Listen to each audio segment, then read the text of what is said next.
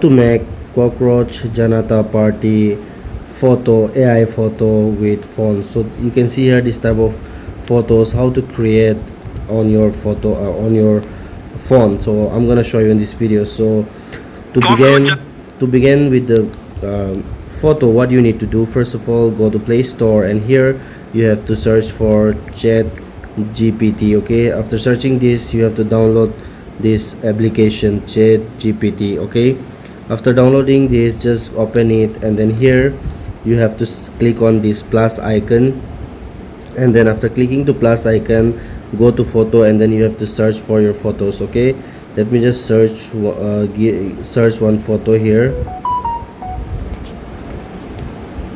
Let me just search one normal photo here.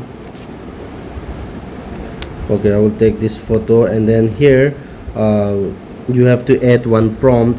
This prompt will be available on my description box in this particular video.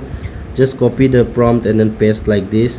Okay, after pasting here, you have to check whether the prompt is correct or not, and then you can just change the, you can just add the name also, like add the name as my name. Okay, and then click on send option. Okay, just hold on for a few seconds. It will take a few moments to create an image, so just hold on.